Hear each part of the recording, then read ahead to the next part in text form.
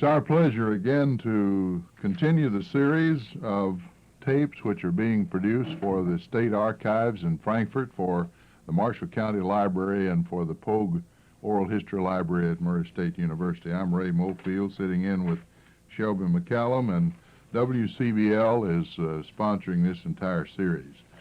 Our guest today is Mr. Alfred Joyce, a citizen of Marshall County for a good many years, although he really wasn't born here. Of course, that's not a requirement. And we want to ask him a good many things about the county in earlier days. We won't ask him his age. He might be embarrassed by that. But I do know that he's in World War I, and we want to say a few things about that. Welcome to our microphone, Mr. Joyce. Thank you. Where were you born? In Turkey Creek, Trigg County. That's sort of in the Golden Pond area? That's in the Golden Pond area, yes. Who were your parents? James Joyce and Henrietta Compton Joyce. And do you remember enough to go back another generation? Do you know who your grandparents were? As I know my grandparents quite well on my mother's side. Well, your mother was a Compton, I take it? Compton, yes. And her parents were? Gibson Compton, and she was raised by her grandmother, her mother having passed away when she was an infant. And all of her life was spent between the rivers, it was known as at that time. And her father, Gibson Compton, served in the during the Civil War in the 13th Kentucky Volunteer Infantry, and saw service at Shiloh, Gettysburg, Lookout Mountain, Fort Donelson, and numerous other places. And his older brother, who was in favor of slavery, served in the Confederate Army. So it was one of those divided families. Fairly typical of Kentucky. Fairly typical of Western Kentucky at that time. Yes, sir. Because it was that area was definitely divided between slavery and a free state. And so you heard many stories as you were growing up about those early days. Many of them, yes. Well, do you have any further linkage back to, do you have any idea of where your great-great-grandparents came from, maybe? Were they originally from England or Ireland or Scotland, or? On my father's side, they came from Ireland and settled in North Carolina, migrated from North Carolina to Knoxville, Tennessee, and then from Knoxville, Tennessee to the area known as between the rivers at that time. Well, that, of course, we might have guessed Joyce would have been an Irish name. After all, one of the greatest writers in all James Joyce. History, James Joyce. I'm Shelby McCallum. I'd like to ask Mr. Joyce if he can give us any humorous incidents or tell us something about how life was back when you were very young in the land between the lakes. It must have been pretty isolated. It was definitely isolated, and the only means of marketing any merchandise or produce the farmers produced was either by the Cumberland River boats to Nashville, Tennessee, or Paducah, Kentucky, or on the Tennessee River to either Paducah or Metropolis. There were no bridges across either river at that time. The only means of getting out was by ferry boat, and that was not the most outlandish experience at any time, crossing those rivers, especially during the winter seasons. Of course, it could hardly be much more isolated than the Purchase. We were almost an island, except for going to Tennessee. How about communications? I know you didn't have telephones, because Don Amici had not invented the telephone at that time, but But how about mail? Did you have regular mail service? We had what they call the star route, that is going from one post office to another. Now there was the mail would come to Golden Pond from Cadiz by hack, they called it at that time, horse-drawn vehicles. And from Golden Pond, it would be by carrier from there to, well, it'd start out down the Cumberland River. The first stop would be Blight, Bleidt, and then then Energy. And then later it extended to Ironton, Benton, and back to Golden Pond. Then in later years, they established two rural routes. One, Route 1, it went up in the Pleasant Hill area, and the other went down the Tennessee River watershed to Ironton, cross and back up through Energy, back into Golden Pond. Mm-hmm. Where did you go to school? I went to school at, it was the old one-room school at Pleasant Valley, which was the last log schoolhouse in Kentucky in use. Say, that's an interesting idea. If What you- were the schools like? Were they sort of like Abraham Lincoln's day, the blab school, where you went up to the front and recited? And then... That is right. They had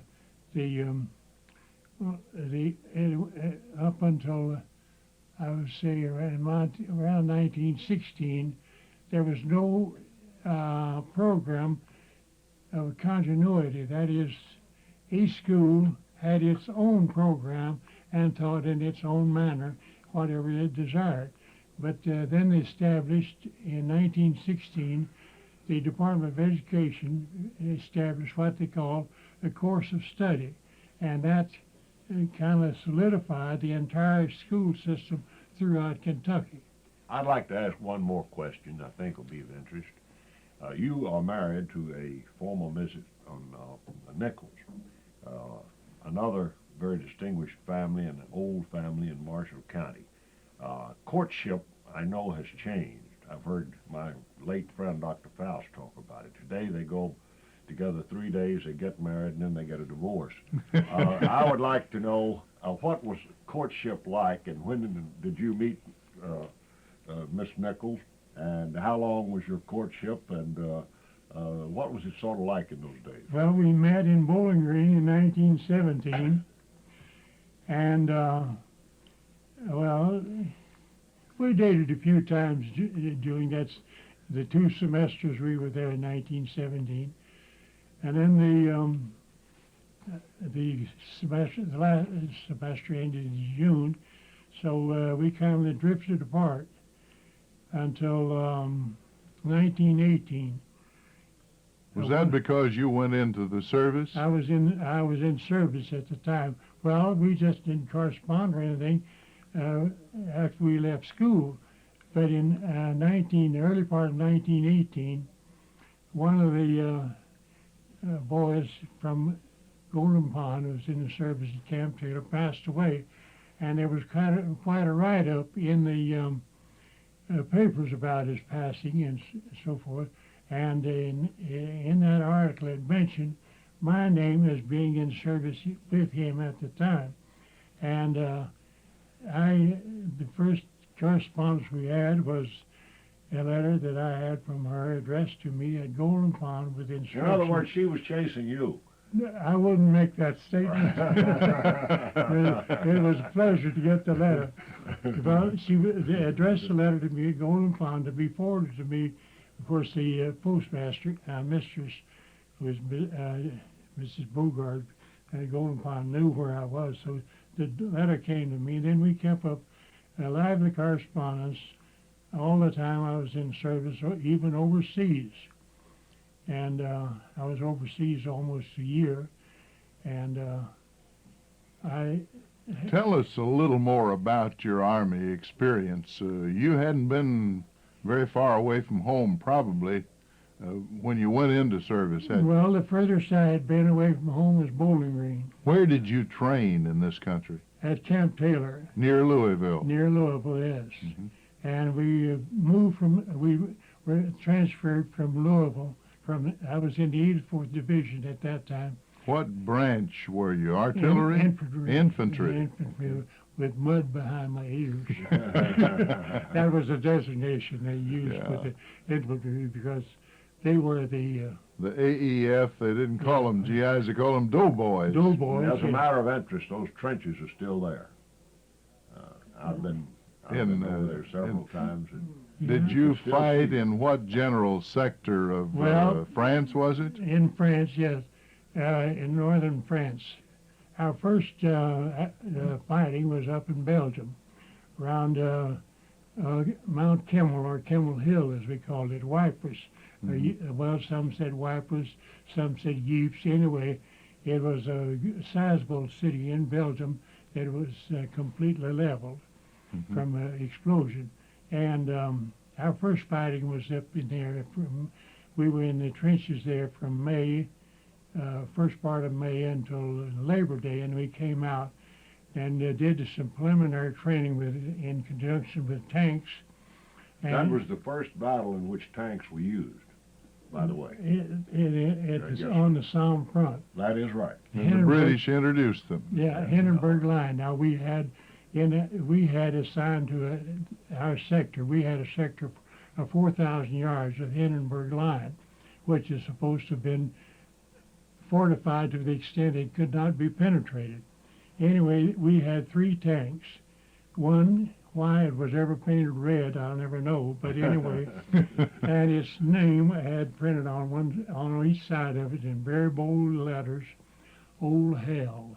Well, And it could go down in a trench, turn over, crawl back out on the same side it went in on, and come back down and turn back and go on through.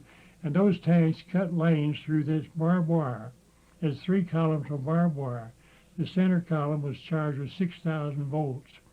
And when the artillery was concentrated on them in the front line trenches, these tanks cut through this barbed wire, and we went through the lanes that were cut out. And the instructions were, I remember quite well, that we were to advance a certain distance and lie flat until the barrage was lifted. But we got a little fast and forgot about that. And when the barrage was lifted, we were in enemy front line trenches.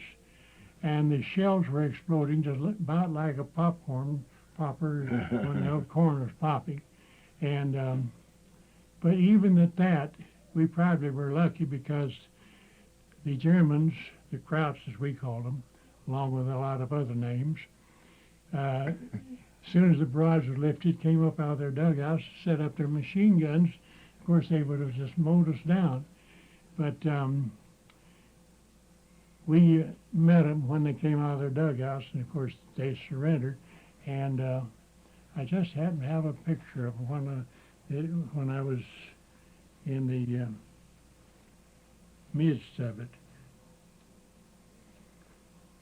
Mr. Joyce is getting out his photograph now. When he shows us that, I'm going to ask him a little bit later if life in the trenches was as terrible as it was depicted with the cooties and the fleas and so on. Isn't that a handsome young man? Let's see that, Shelby. And no wonder Mrs. Joyce was writing him letters, yeah. And of Now course that he's was fully outfitted with the typical gas mask, revolver, rifle. The bolo you can't see. I had a bolo that was a knife, a blade about 4 inches wide. and you wrapped your legs in Well, sort those of, see, the Germans were short on cotton, and we didn't dare wear anything in cotton because they've used it in making gun cotton. So those were wool. made out of wool, Yeah. and you had Hobnailed shoes. the typical doughboy helmet, sort of Oh, yeah. much flatter than World War II. Well, we call them tin hats. That's exactly what they appear to be. Well, getting back to this question, as Mr. Joyce puts his pictures away, I know they're great treasures to him and to his wife. What about life in those trenches? Did you get any flea powder or so You on? know, you just, well, you dare, at first, you dare not stick your head up above the parapet of the trench. Snipers would. Snipers would pick you off. And the cooties, we call them, they were almost unbearable. The biting wasn't so bad, but their traveling expenses were terrific. So, and the life wasn't anything to be enjoyed when you were in trench warfare. But after we broke through the Hindenburg line, and we had driven the Germans back about 19 miles, and we were completely out of the trench system, and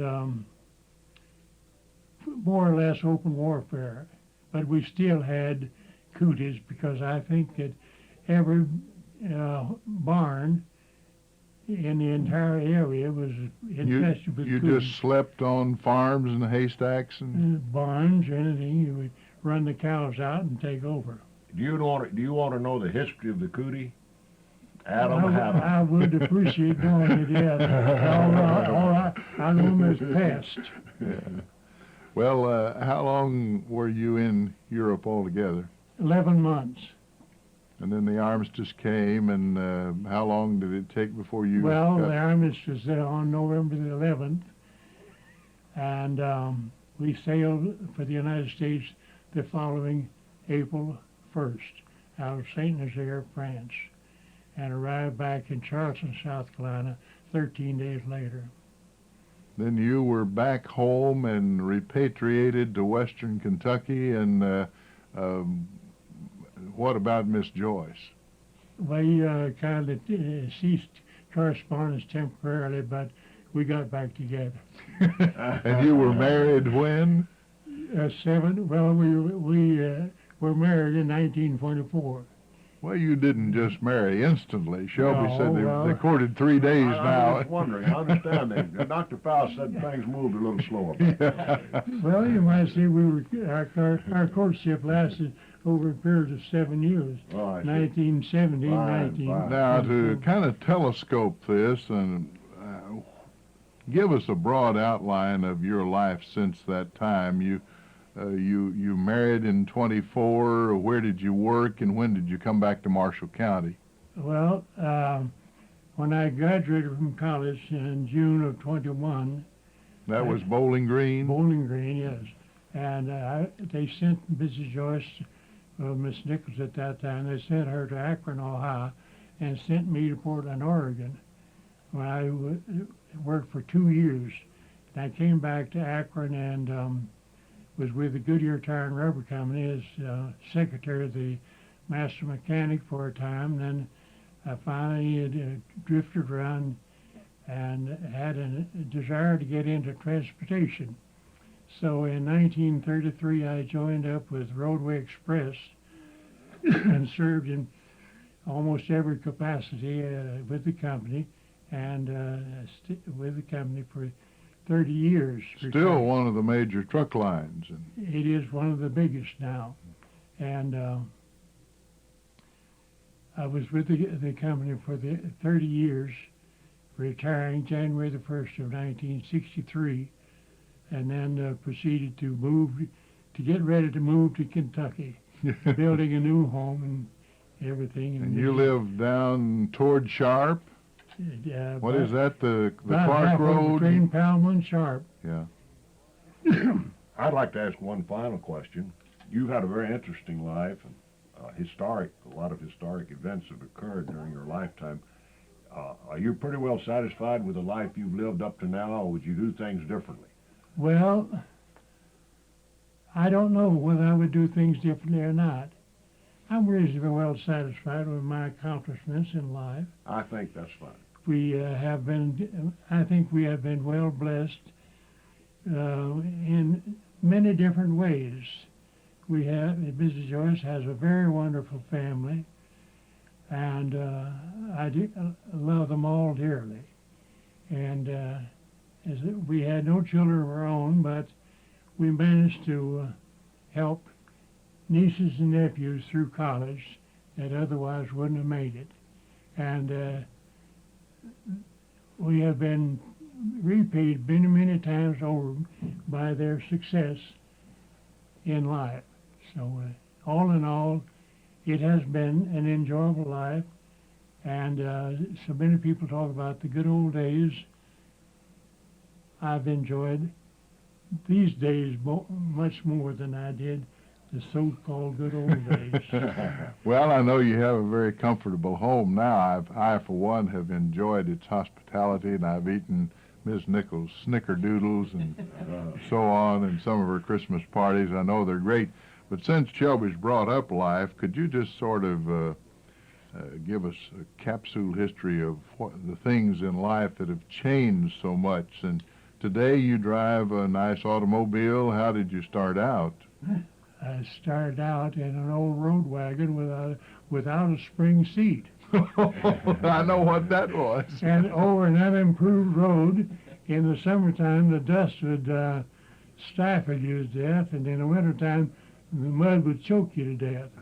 The roads were unimproved at that time, and the social activities were somewhat limited to parties and such as that. But there was usually church to attend on a regular basis. And I believe you are a religious man, Mr. Joyce. on both sides of the family have been very devout all the years. And were the sermons any longer then than they are now? Well, as I remember, they were. And much louder. Yeah. Abraham Lincoln's, I read in his biography where they asked him what kind of preaching he liked, and he said he liked them to fight bees. That gives me a picture, perhaps, of pioneer preachers. They really got enthused. And one of the traditions over between the rivers at that time was Brush Harbor meetings. Mm-hmm. And they usually a very outstanding evangelist would conduct these meetings, and at the same time there was a certain amount of comedy occasionally, and but you dare not laugh. On one occasion, this Brush Harbor was built on a kind of a sloping ground, and the minister was supposed down at the lower end. In order to be seen by everybody, he was standing on a barrel, and he was laying it off with both hands, right and left, and he says, "You see me now, and sooner you'll see me no more." Stamped his foot, and the bed of the barrel went down, and there he was, his head sticking out the barrel. The prophecy came true a little more rapidly than he anticipated. That's one of the comic happenings at the Brush Harbor meetings. Well, Mr. Joyce, we have perhaps 5 more minutes left, and in that period we'll get in anything you want to cover, but if you don't think of anything at the moment, I'd like to ask you, when you were growing up, about the medical care and so on. Did you ever hang a bag of asafoetida around your neck? Many times, much to my regrets. It didn't smell the best. It didn't smell the best, and castor oil didn't taste the best either.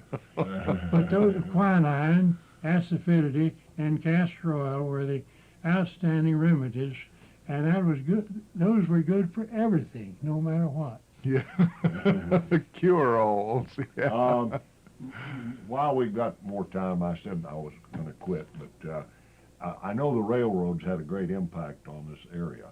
Can you just give us briefly what, in your opinion, the railroads coming through this country meant to the society? Well, and now is in the area where I was raised, the railroads didn't do us any good whatever. We still had to depend on river traffic.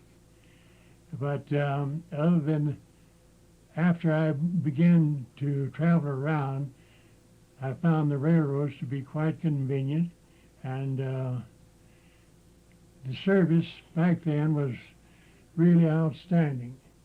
I know when I left this area going to the northwest,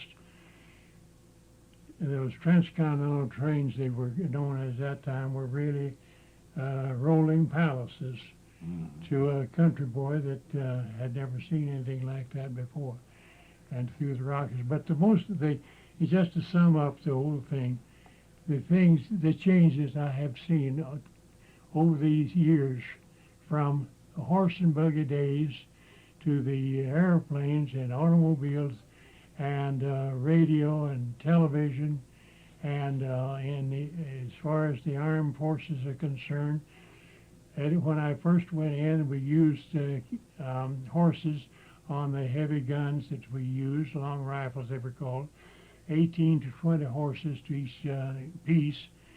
But along towards the end of the war, we were using power units to handle those big guns. Now, the Australian Commonwealth forces usually put over the barrage, because our artillery was in the southern part of France, and one man could drive 20 horses, and they never turned for a trench or anything. Somehow none of those horses would jump those trenches. Then, of course, when we started using power equipment, it was different. And then along towards the end of the war, we began using oral communication, radio, they call it wireless, telegraph, but it was actually oral. And when they were getting ready to sign the armistice, I know I was on duty at that time, and I picked up the message that the emissaries were coming through the lines to sign the armistice as outlined by General Pershing. And those things were really outstanding developments that I remember very distinctly. Well, I guess the railroad came to Paducah first about 1854, and the line up to Louisville, now known as the Illinois Central, served just a little tip around Calvert City for quite a while. The road through Benton didn't come till 1890. But you talked about the service was good. There were 6 trains a day, 3 north and 3 south, on the line that ran from Brewston, Tennessee to Paducah, first known as the Paducah, Tennessee and Alabama, and then was bought by the Nashville, Chattanooga, and St. Louis, where it remained until the L&N took it over, and now they've even paved the crossings. It's a little bit sad to me. Well, it's been a real pleasure. As a final statement, we have about 2 minutes left, Mr. Joyce. Would you like to say anything particular about your life, either now or in the past, that...